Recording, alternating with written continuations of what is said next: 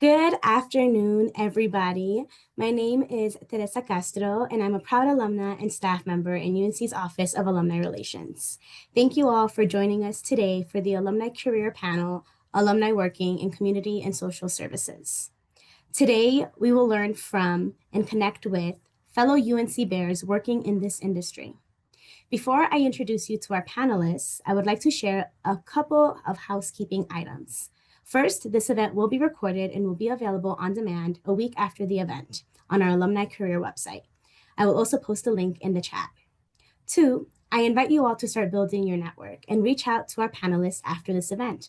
I will also be sharing their contact information in the chat towards the end of the event. And third, I will go off screen after introductions and will return towards the end of the event to provide a closing statement.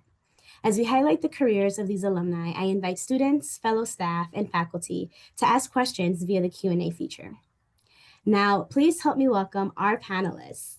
Panelists, please introduce yourself by stating your name, pronouns, title, the organization that you work for, your UNC degree, and a little bit about yourself. Nayeli, we'll start with you. Hello, everyone. My name is Naili Bañuelos. I use she, her, ella pronouns. I graduated in 2021. I am the Youth Community Program Manager at Movimiento Poder, previously known as Padres Jóvenes Unidos. And I double majored in not criminal justice, in Chicano Studies and Human Services. Thank you, Nayeli. Isaac, how about we go to you next?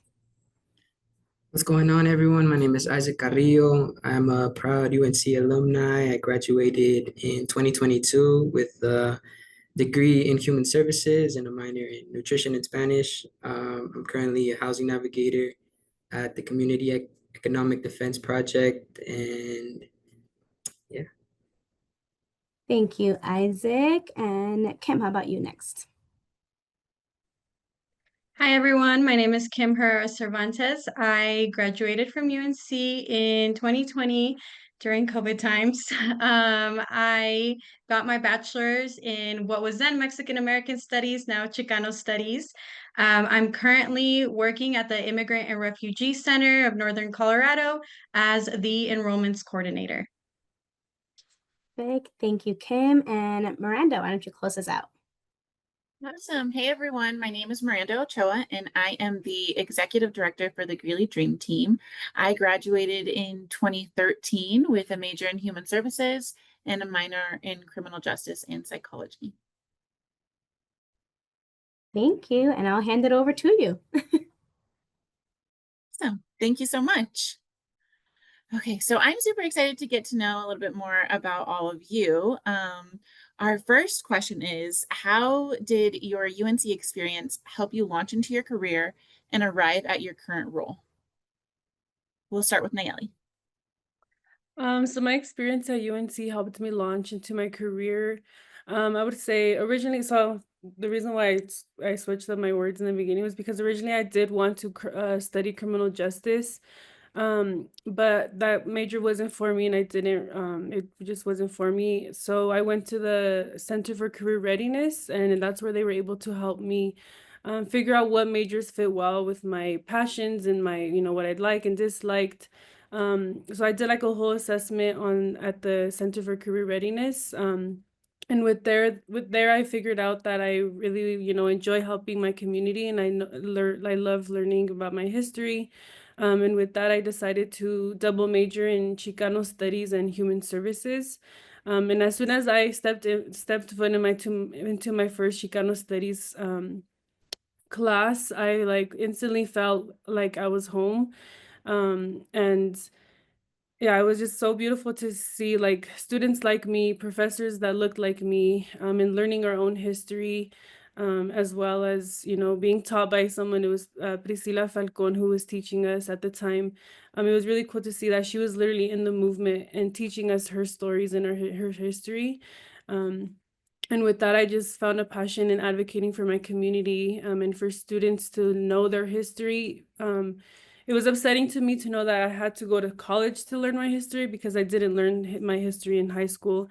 And now, like as a youth program manager, I get to, show youth about the Chicano studies, about ethnic studies, and all our true history that is not taught in traditional schools now. So I would say really going to the Center for Career Readiness really helped me like figure out my passion, and I was like lost before that, and thanks to that I was able to find my major and my career. Love that. Thank you. Thanks for sharing. Kim?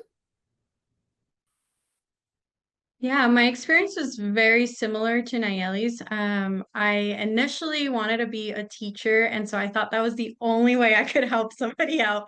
And I swear, I think I changed my major 3 times. It was all within education, but I was just trying to stick to it, and I figured it really wasn't for me until I took my first, what was that again, Mexican American Studies class. And I also met Doctora Falcon, and that just really changed everything for me. I realized there was so many other careers I could go into that didn't have to be in education. And even if I did want to stay in education, kind of how I am now, I'm working with adults learning English. It didn't have to be in the traditional sense. And so a little bit after that, I kept trying to get into other education programs, and that's when I started meeting social workers. And so that's when I knew, you know what, that is for me. I want to be in education, but I want to do it a little bit differently than most. So, thank you. Isaac? Yeah, I guess what I'm seeing is that there's no straight path to, getting your degree. I'm also on the same boat where I started as a athletic trainer. So athletic training was my major at first, but then it included a lot of science and a lot of chemistry. So I wasn't really too good at that. So with my situation, I was in a first generation program called Che.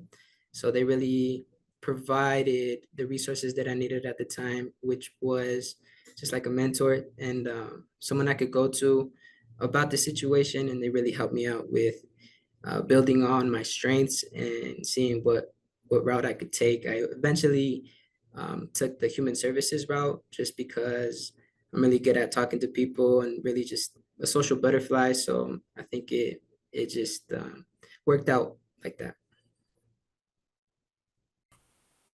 Thank you. Yeah, that's really neat that we kind of get to normalize changing your major and kind of being okay with not sticking to like your original plan or what you thought.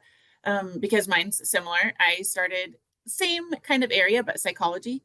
And that was my major originally. Wasn't really sure what I wanted to do with it, but I took a course called Contemporary Issues in Drug Abuse in the human services major. And I knew I always wanted to work with youth.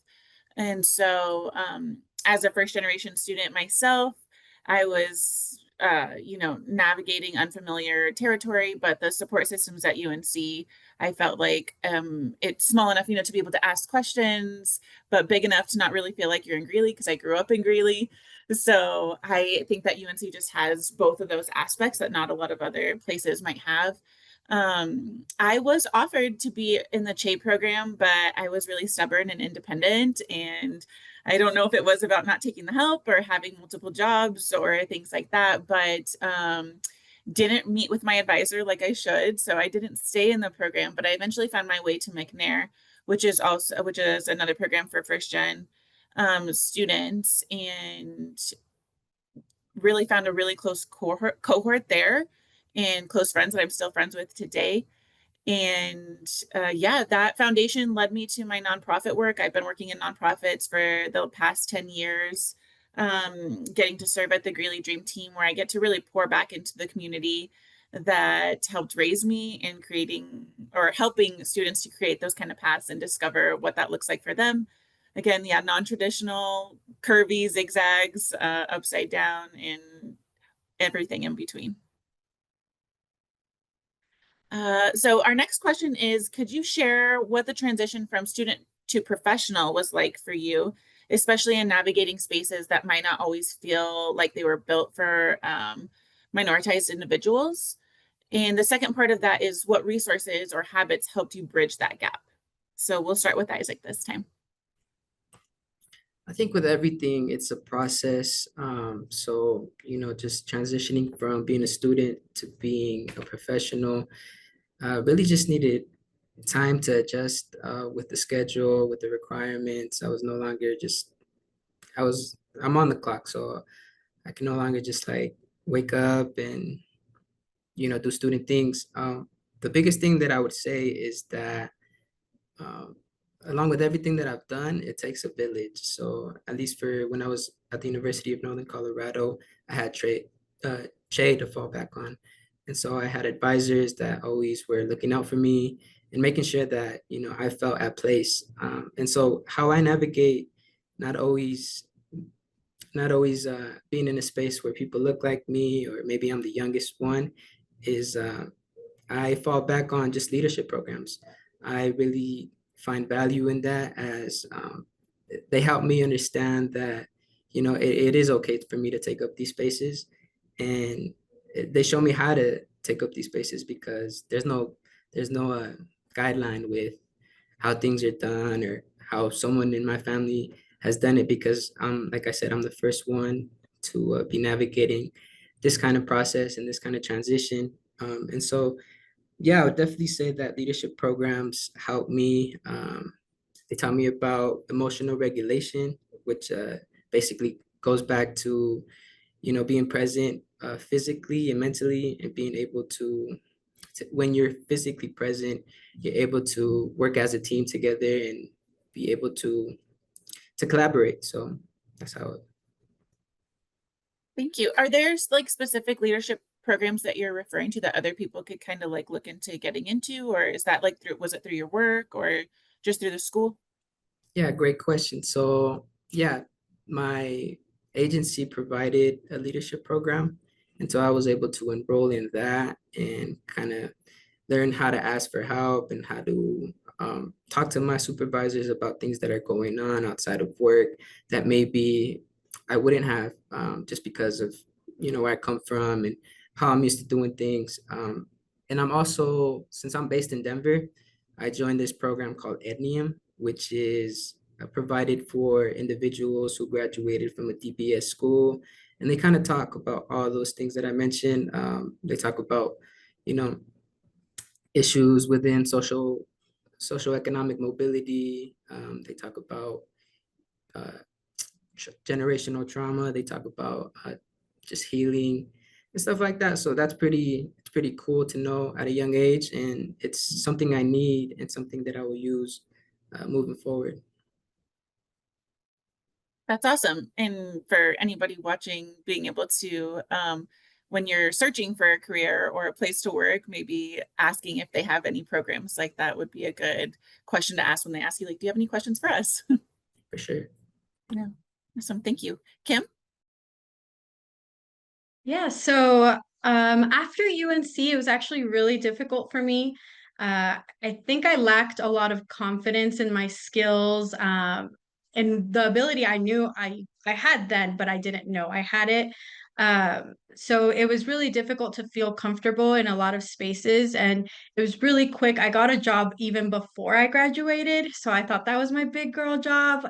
I did it, and I was just very unhappy and in that place where I ended up being. And it still helped because it got me to social work. And so then I ended up going to the Ohio State University to do my master's in social work. And so that's where I started gaining my confidence a little bit more. I decided I was going to challenge myself. And so I got into programs, I got into things, I was virtual. So I got into whatever I could virtually, and that really helped me. But I think the biggest transition was working at the Immigrant and Refugee Center and getting to work with people that looked like me, that had similar experiences as me. My director is an immigrant herself from Mexico, so then I got to see somebody, like I got to see myself in her, and so that really it helped me gain my confidence. And now uh I still struggle. There's still things you're going to struggle with forever, I feel. Um, but I have kind of been able to use my creativity and those skills I knew I had. And they really helped me use those for my work and also just in life in general. Everybody's um, just super loving, super caring. They care about you as a person, not just as an employee. So I think when you go into a job, make sure that it's somebody you're with a group that cares about you as a person, aside from the work you do there, because that's going to make such a huge difference. Thank you. Yeah, and I hope you're super proud of yourself for like pushing through all of that and still navigating it and finding yourself to where you are now. Nayeli? Yeah, so for me, I would say I was very like blessed and lucky to with my transition from being a student to a professional in this world that we're living in because I would say I had to do a lot with my majors that I was majoring in because they required internships in order to graduate. So both Chicano Studies and Human Services required me to do a certain amount of hours at an agency to in order to graduate. And I ended up interning at Movimiento Poder. At the time, it was Padres Jóvenes Unidos, but we transitioned our name. And I started off there as an intern and doing communications. So I helped with like their social media, newsletters, and I even helped like rebranding the organization. So I would say like that internship really helped me because I'm still here till this day, like almost 5 years later. I'm still here. And I'm here because I really do believe in the work that we're doing. And they really do focus a lot on leadership development of their staff and their members, the youth that we serve here in Denver. And they like well, yes, Kim was saying like they really care for us. And they care about our well-being. The work that we do in community is not easy, especially now with this under this administration. It really takes a toll on us. So really look into places where they do really consider your well-being and your leadership development as well. That's very important to know that you can start somewhere but grow as a professional and your personal development. Thank you. Our next question is, in your role, advocacy is likely a key component. Can you share a time when you advocated for a client or the community and what impact it had? We'll start with Kim this time. Yeah, so I mean, my job is generally getting people into English classes. And so I think that is just a huge way to advocate for our community. We have a huge community of immigrants and not a lot of English classes here in Northern Colorado. In fact, we've had like 200 people on the wait list before. And so we strive to get as many people in, no matter their status, or who their referral source is, or if they don't have a referral source, if it's their first time coming. And so that's just super important to me that I am able to get them into English classes because that creates agency. A lot of times they come to us for navigation services. So that's anything to do with referrals that we might give them, resources, things like that. But sometimes it really has to do with the language and even not being able to understand a piece of mail.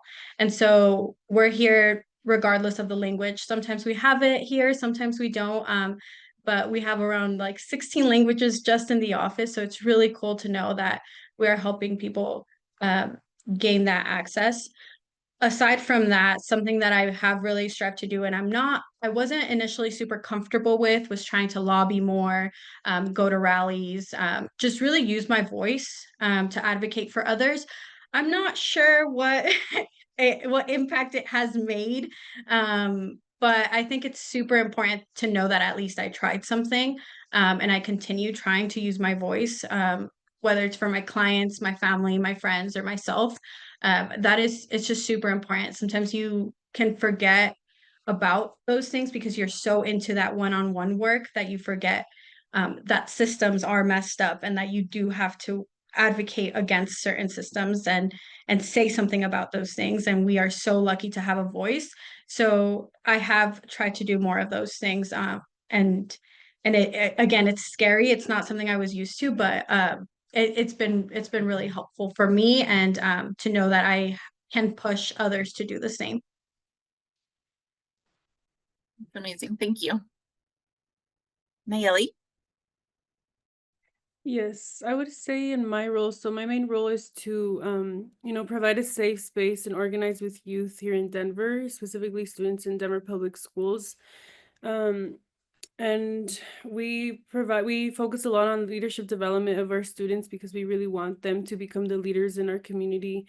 Um, so we provide a lot of political education around current issues that are happening, even past issues. That way they are able to see like how history has been repeating itself. Um, and I would say that the impact it has had, specifically right now, we've been advocating a lot around the immigrant community. So we've been providing a lot of Know Your Rights trainings and family preparedness kits for families and youth. We just gave a Know Your Rights training to almost like 900 students yesterday. And I think that's been our main focus right now is advocating and ensuring that students know their rights because they are also directly impacted by what's going on currently with this political climate. Thank you so much. Isaac? So as a housing navigator, I'm pretty much the middleman in between just the housing process. So what that basically looks like is I'll get like a referral and I'll get assigned to a client, and then I'll meet with them. I'll submit applications. I'll talk to landlords. I'll conduct inspections for the unit that they're applying for and that they eventually get approved for. And that's kind of the process of it. How I advocate for the clients is basically building a rapport relationship with them.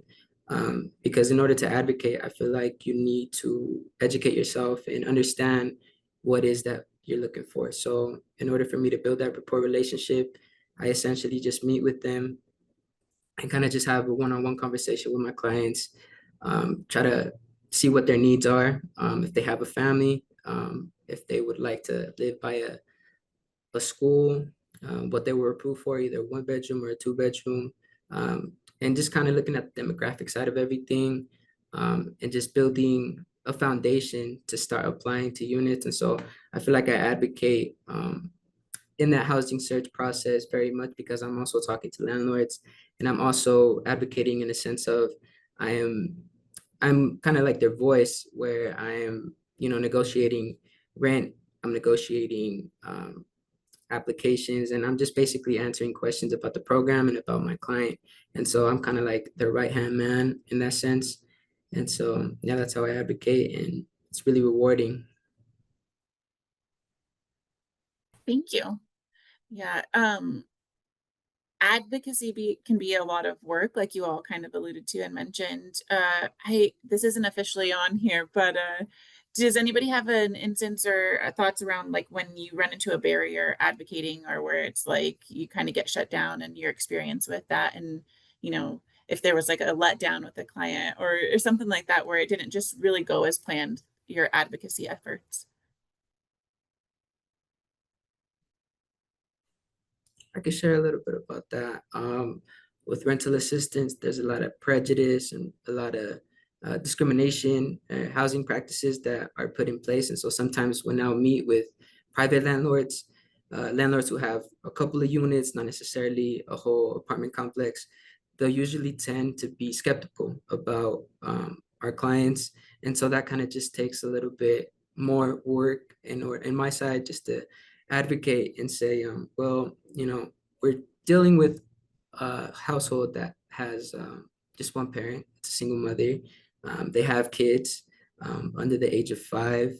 And we're really just advocating on uh, that point. It's that exactly where, they were able to qualify for the program due to the fact that they are a single mother, that they are low income. And so I kind of just reason with the landlord and kind of just meet a common ground and have them understand that, life happens, and we're one mistake away from just being in debt, and, we shouldn't be penalized for that. And that's how I talk to the landlords.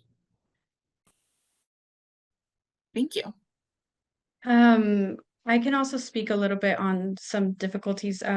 We've had, so much has been going on with immigration, immigrant rights. So we've had a lot of students that have lost statuses or work authorizations, and it's been really difficult knowing that we can't really do anything for them.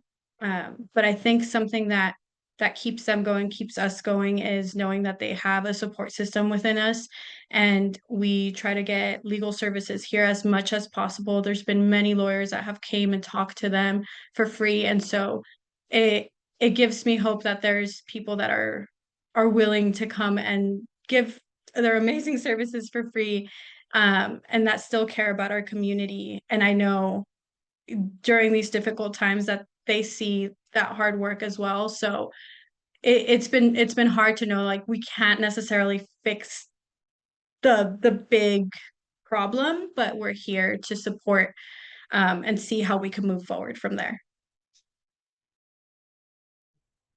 Thank you. Thanks for adding to that.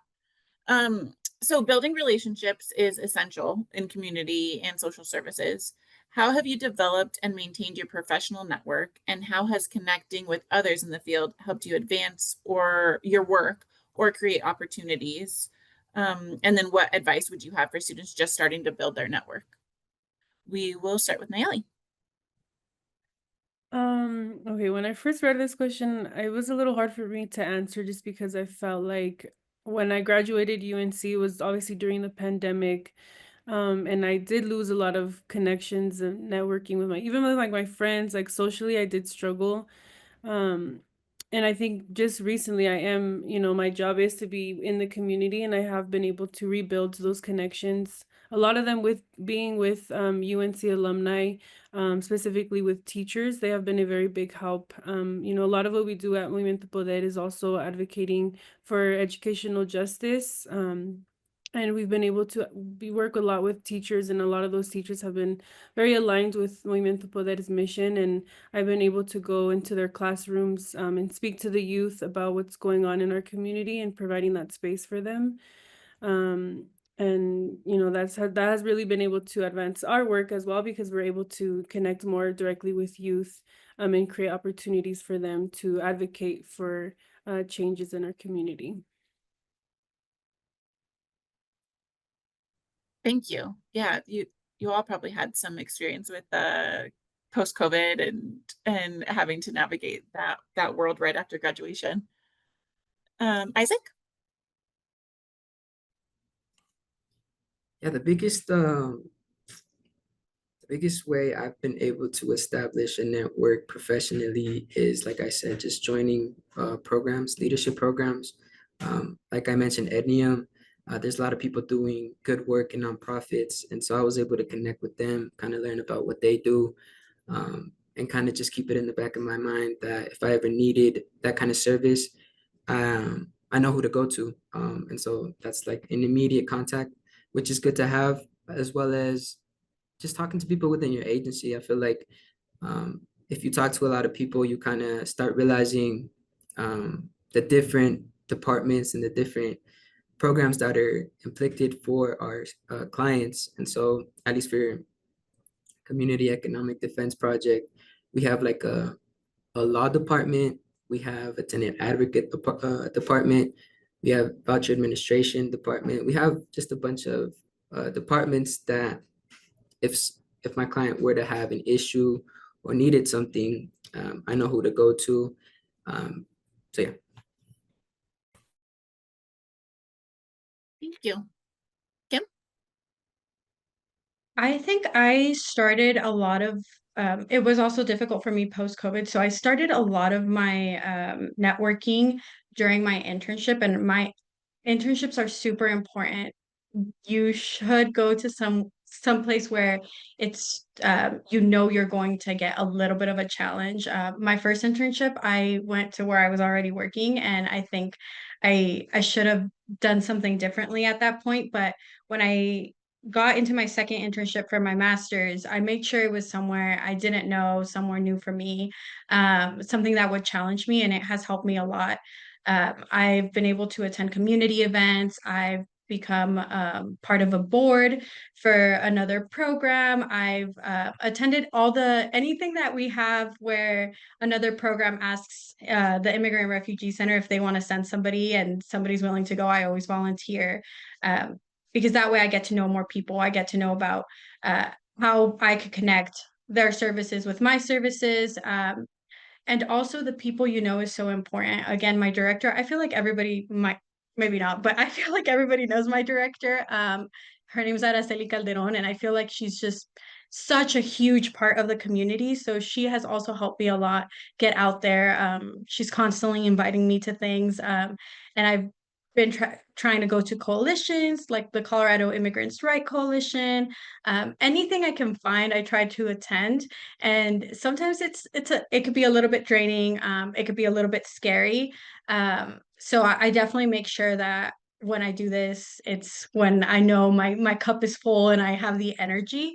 But when I do, I strive to do those things because a lot of times people have so many skills and resources that are available within our community, and all we have to do is find somebody else that knows something that we don't. Yeah, definitely. Thank you so much. I'm right there with you as far as like the internship. That's actually how I got my first role at Turning Point Center for Youth and Family Development. It was my internship, and then I got hired on as a floor counselor. And as far as building relationships, I think we all know that relationships are really the heartbeat of what we do.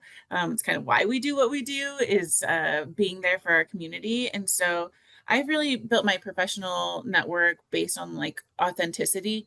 I think one thing that I preach is there's a lot of skills that you can teach. I don't know that empathy is one of those, and so I think the reason that we're in this field is we have empathy and we're able to relate to people. And like all of you kind of mentioned, just like showing up to those events, saying yes, but kind of knowing your balance. And I think you learn that over time. I'm still not the best at it. But saying yes to things maybe that you wouldn't have said yes to, those quick connections. I'm not sure which of you are extroverts versus introverts, so it can be draining for some more than others. I get my energy from being around people, but I know that doesn't always happen for everybody. But the connections that I have said yes to and being open have just really created opportunities that I could have never planned for, especially in this position as far as like grant opportunities that I wouldn't have known of that aren't like official grants that you apply for, but you just made that connection, partnerships and mentors who believed in me before I really believed in myself or knew what I was capable of.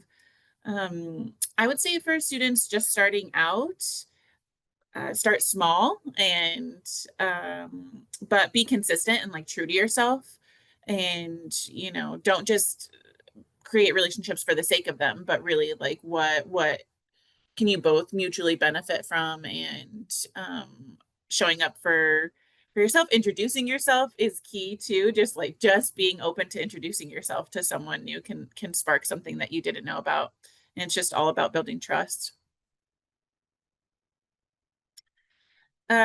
Working in community and social services often means encountering complex situations with limited resources. Can you all share a time when you had to navigate a particularly difficult situation and what strategies or approaches helped you move forward? This one we'll start with Isaac. So with this question, I can think of a situation where one of my clients was getting evicted and needed to be out of their unit by a certain time.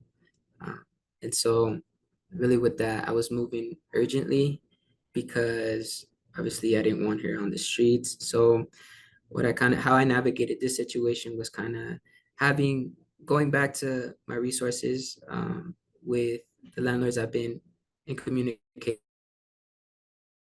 and I've been working with, and kind of just talk to them, see what the availability that they had.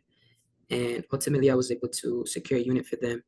But I really want to emphasize, just building relationship with these landlords was fundamental, at least in this situation, because they they knew that I was really easy to work with. They understood the program, and they understood how we did things. And so it was really it was really a matter of, just knowing what to do, what to say at what time, and to make sure that everything transitioned smoothly.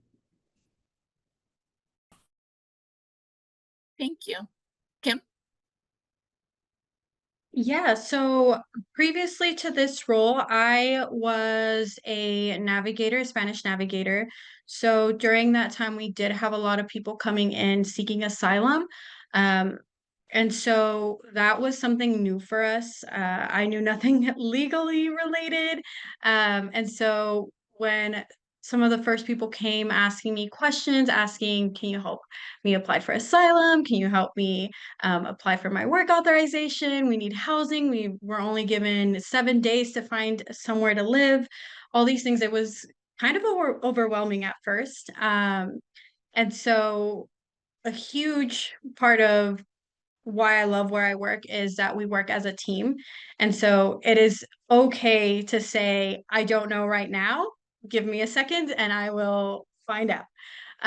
So there was a lot of times where I had to say, I have no idea. Just give me your number. I'll get your name and I will find an answer for you. And fortunately, I had a team that we were all researching together. We advocated with our we're part of Sunrise. So I don't know if you guys know Sunrise Community Health, but we are a program of Sunrise and we advocated with them. We told them we need more legal services in here. I know we can't hire a lawyer, but we need help. And so that's how we started getting lawyers in here to offer services. And our managers, our supervisors really listened to us. And I think that was a huge thing that we worked as a team. We advocated and we talked to our supervisors and said we need help, and we were able to help so many people. We were able to get them services, get them places where they could apply for their asylum, and then we learned how to apply for their work authorizations, helping them with that. We participated in um, clinics to apply for those, so it was just really nice to be able to say, you know what, like I don't know the answer right now, but I'm here for you and we'll figure it together. So I think that's huge. When you don't know something, it's okay not to know something, but you have a team and you have others in the community that I'm sure would be willing to help. Yeah, thank you so much for highlighting that. I was going to say that's like a huge takeaway, is that not to be nervous about not knowing all the answers. Nayeli? Yeah, so a time that I've had to navigate a difficult situation, I would say it was January, this like the beginning of this year. There was a lot of anxiety and fear with our community around immigration, and we had lost a lot of engagement of youth to participate with Movimiento Poder. So they were no longer like coming to our space. So we had to, think fast and figure out like how can we still be here for students during these times. So we actually established clubs at specific schools here in Denver where students could come to Movimiento Poder and join this club, where they have a safe space to learn about what's happening and also learn about how, they have so much power. Students, youth, the youth are always the front points of movements. So just being there for them, and providing this space just for them to literally just talk about what's happening and learn, like, they have so much power to make changes.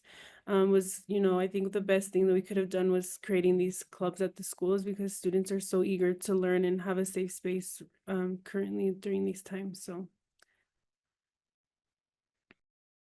Thank you. Thank you all for that.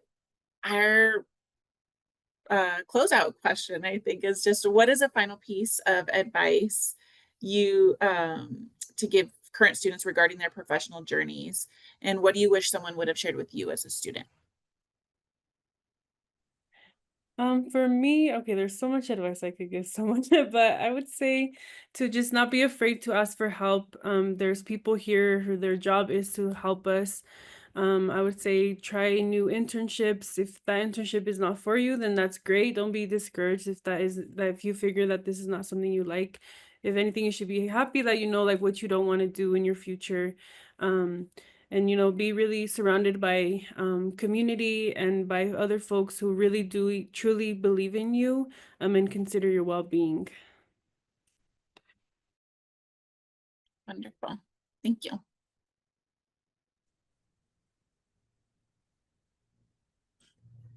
Isaac, go ahead. Okay, okay. I was waiting.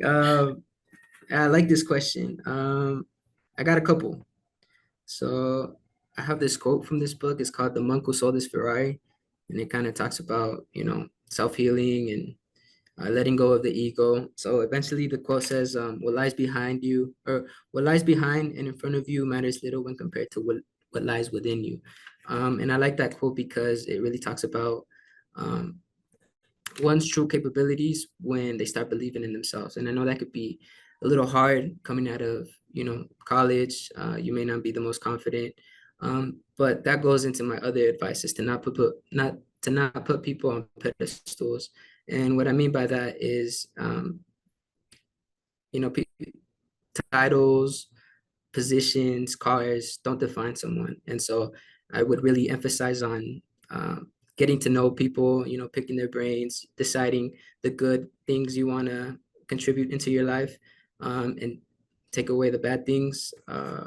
Another thing that I would say is to join leadership groups, because it's a really beneficial thing to see people that look like you and that identify like you, sharing the same experiences as you. Sometimes you don't need to hear sometimes it's good to hear that you're not the only one.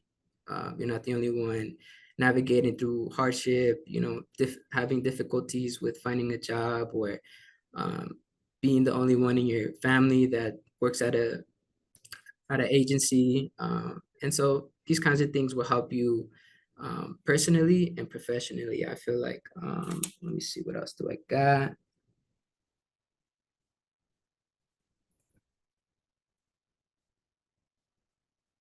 Yeah, self-regulation is another important aspect that I want to talk about, and surrounding yourself with people who care about you, who don't care about just Isaac, the housing navigator who works at CDP, but who take time to get to know the individual and care for that individual, because sometimes work can be, feel like burnout. And if you can have those people to fall back on, then that'll do you so much good things down the path. Thank you so much. Kim? I think try new things, take risks, especially if it's in your internship, because this is the best time to do it. It's the least scary time to do it. Personally, I think uh, beforehand, I thought I was only going to work with kids. Don't put me with an adult. I hate adults. And then now I'm just working with adults. I absolutely love it. I love them. It has really allowed me to see myself in different places. And it wouldn't have happened if I hadn't taken that risk and said, you know what, I'm just going to apply and then we'll see how it goes. So it's been really influential. And it doesn't, things don't have to be linear. There's so much work you could do, and it doesn't necessarily have to be what everybody imagines it being. For example, I mean, I got my master's in social work, and a lot of times I'm like, I don't know what I want to do with it still. And I love baking. I have a baking business, and I think about it, and I'm like, one day I want to open my bakery and hire people who are not usually hired, and that's a way I could be a social worker still.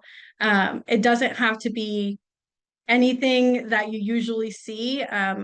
Just be open up your mind. There's so many ways that you can um, work in social services without it necessarily having to be just a super linear strict thing.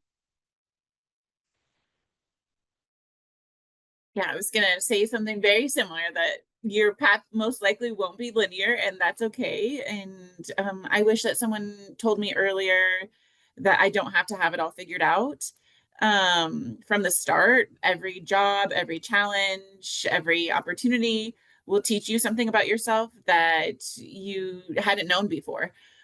So really opening yourself to that as a leader and just as a person.